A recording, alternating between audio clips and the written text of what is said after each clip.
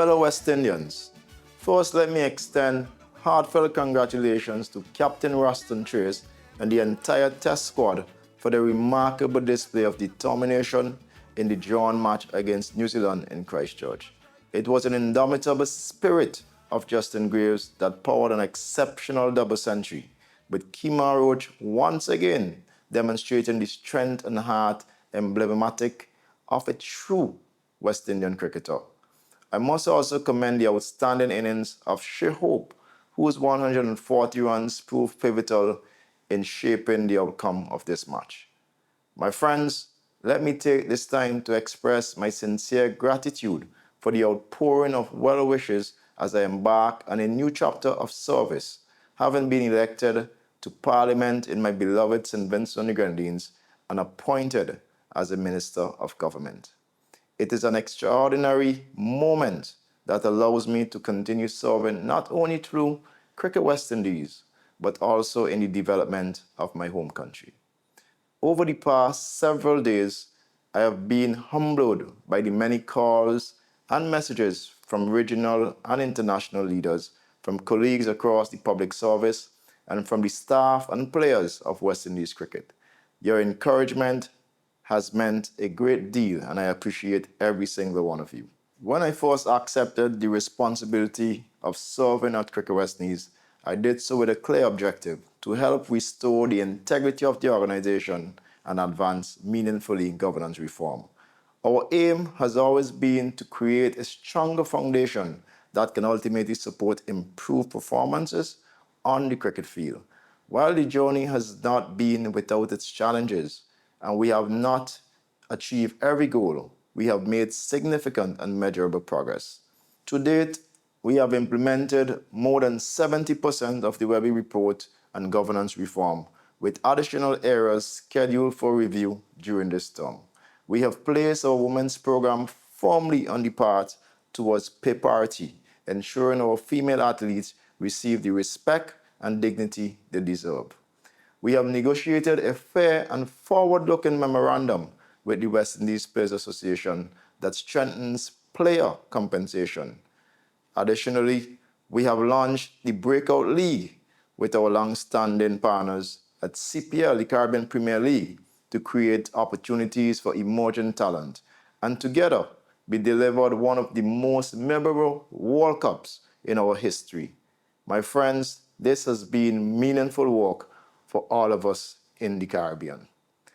I have always spoken candidly with you every single time, especially on matters that seem difficult.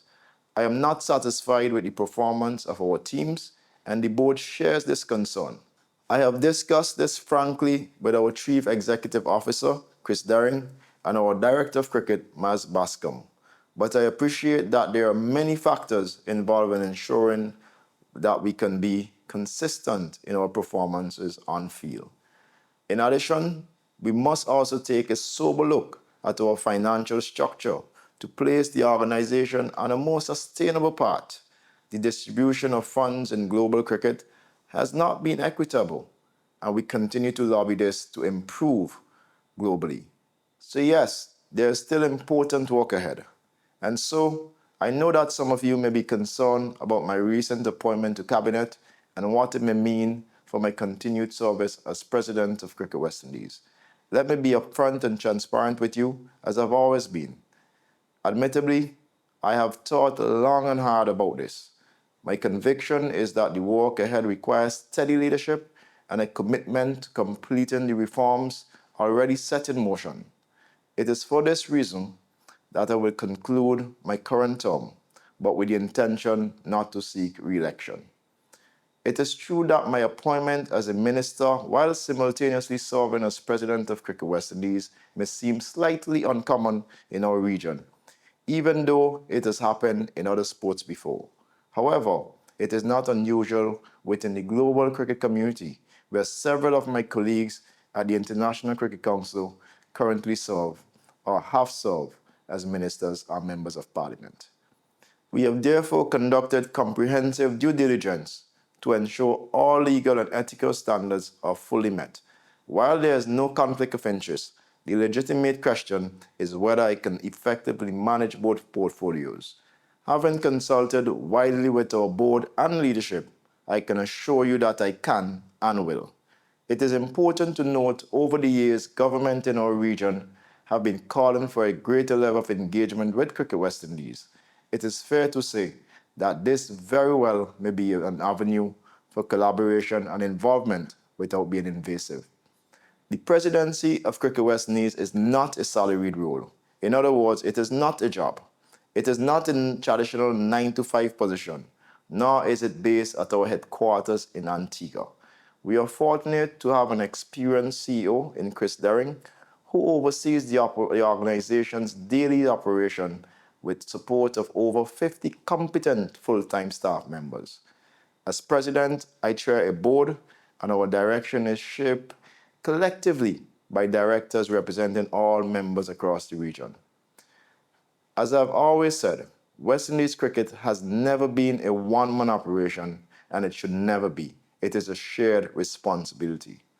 Therefore, my friends, with clarity about the work still before us, I will use the remainder of the term to complete the reforms we began and to support the development and implementation of our strategic plan until 2027.